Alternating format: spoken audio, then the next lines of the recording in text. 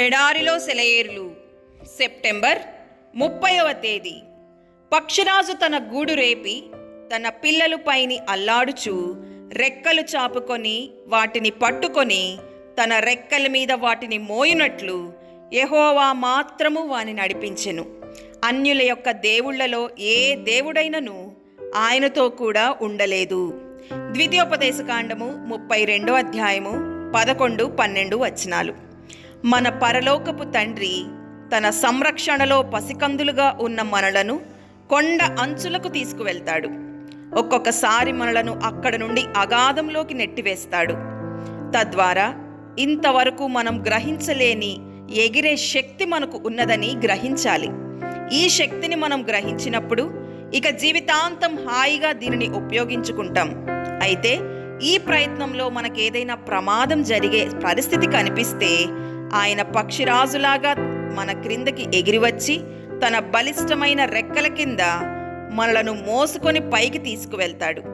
దేవుడు తన వాళ్లను కని విని ఎరుగని కష్టాల్లోకి నడిపించినప్పుడు ఆయనే తమను వాటి నుండి విడిపిస్తాడన్న నమ్మకంతో నిశ్చింతగా ఉండవచ్చు. దేవుడు నీ మీద ఏదన్నా బరువు పెడితే దాని క్రింద ఆయన చెయ్యి ఉంటుంది. ఒక బ్రహ్మాండమైన మర్రి చెట్టు క్రింద ఒక చిన్న మొక్క ఉంది. దానిపైన పరుచుకొని ఉన్న మర్రి చెట్టు నీడ గురించి ఆ మొక్క ఎంతో సంతోషిస్తూ ఉండేది. బలిష్ఠుడైన తన స్నేహితుడైన మర్రి చెట్టు తనకు ఇస్తున్న సంరక్షణ గురించి ఆ మొక్క మర్రి చెట్టు పట్ల కృతజ్ఞతతో ఉండేది. ఒక రోజున ఒక వ్యక్తి వచ్చి గొడ్డలితో ఆ గొప్ప మర్రి చెట్టును నరికేశాడు. ఆ చిన్న మొక్క విచారానికి అంతులేదు. అయ్యో, నా నీడ పోయిందే, ఇప్పుడిక పెనుగాలులు నా మీద బలంగా వీస్తాయి, తుఫానులు నన్ను పెళ్లగిస్తాయి అంటూ రోదించింది.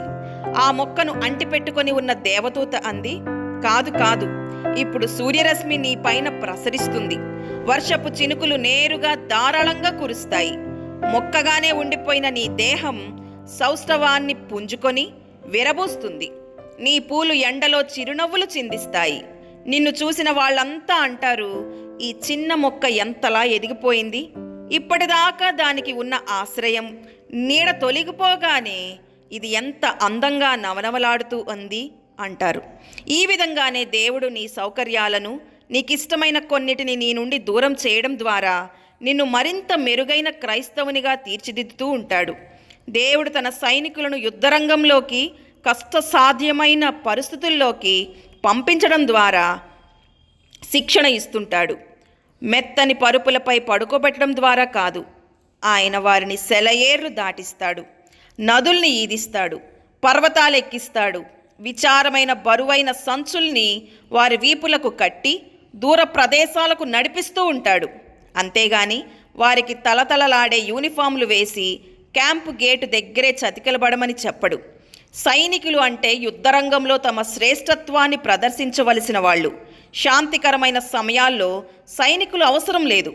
తుపాకీ మందు వాసనలో, ఫిరంగి మోతల్లో, పొగల్లో, తుపాకీ గుండ్లు దూసుకుపోతున్న స్థలాల్లో మాత్రమే సైనికుడు శౌర్యాన్ని నేర్చుకుంటాడు.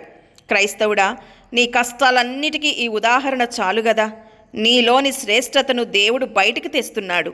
నిన్ను యుద్ధరంగంలోకి నడిపించడం ద్వారా నీలోని సైనిక లక్షణాలను అభివృద్ధి చేస్తున్నాడు. దానిలో విజయం సాధించడం కోసం నీ మనసంతా లగ్నం చేసి పోరాడు. దేవుడి మాటలను దీవించునుగాక. ఆమేన్.